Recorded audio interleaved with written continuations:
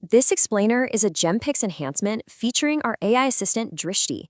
It's based on a critical compliance manual put together by Dr. Sanjeev Kumar Singh under the mentorship of Dr. D.K. Verma, the principal and dean of SLBS GMCH. Together, we're about to break down the rules that can protect not just your students, but your entire institution. So if you're an administrator or a nodal officer in a medical college, listen up. This is your non-negotiable playbook.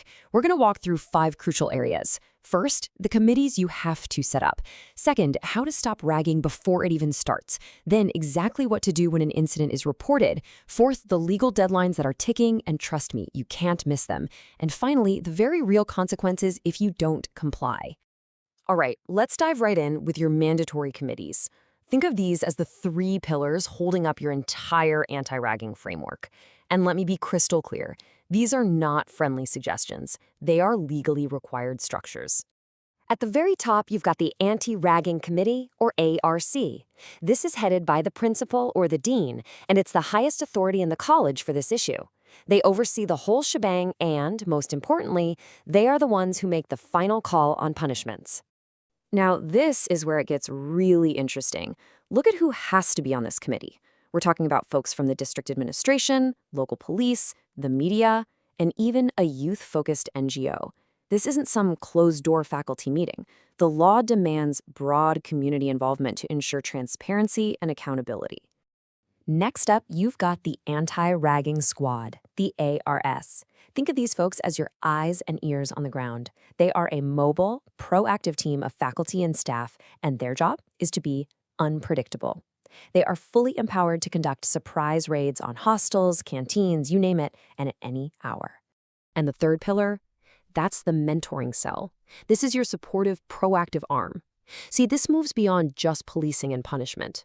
It's about student welfare, about building connections. Mentors are assigned to small groups of freshers, checking in with them daily to spot any signs of trouble, and give them a safe person to talk to. And the regulations are incredibly specific on this. It's not just a nice idea, it's a strict rule. You must have 1 faculty mentor for every 6 fresher students, a 1:6 ratio. This ensures those check-ins are actually personal, and that no student just falls through the cracks. Okay, so we've got our structure in place, but let's talk about the real goal here. It isn't just about punishing ragging. It's about preventing it from ever taking root. It's about building a zero-tolerance environment right from day one.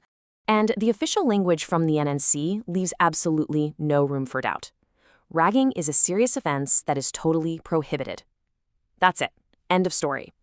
This isn't a suggestion. It's a declaration that needs to be everywhere, in brochures, on your website, all over campus. So how do you make that a reality?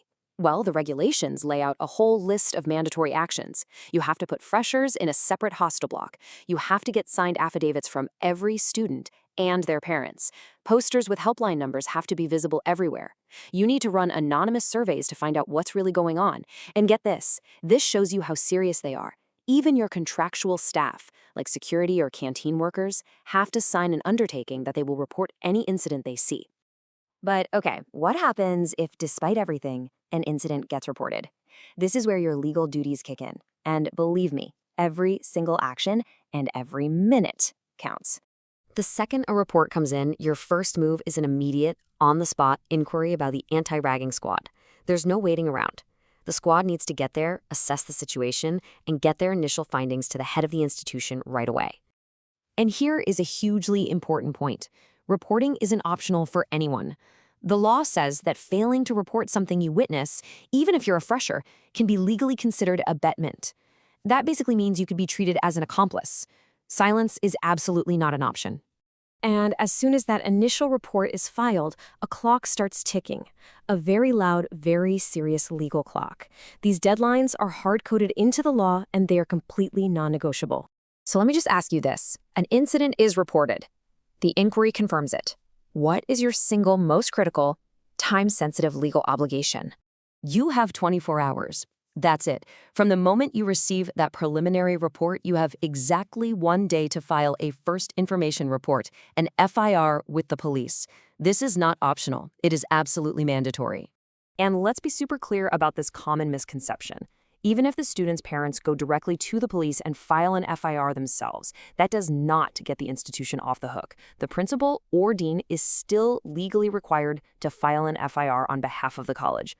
No exceptions. At the same time the police are doing their thing, your internal clock is also running. Your institution has just 7 days, 1 week, to conduct its own full investigation and get that detailed report over to the anti-ragging committee so they can make a final decision. Okay, this brings us to the final and maybe the most important part of all this, the consequences. Because these rules have serious teeth, and the penalties aren't just for the students involved, they're for any institution that drops the ball. And this really lays it all out.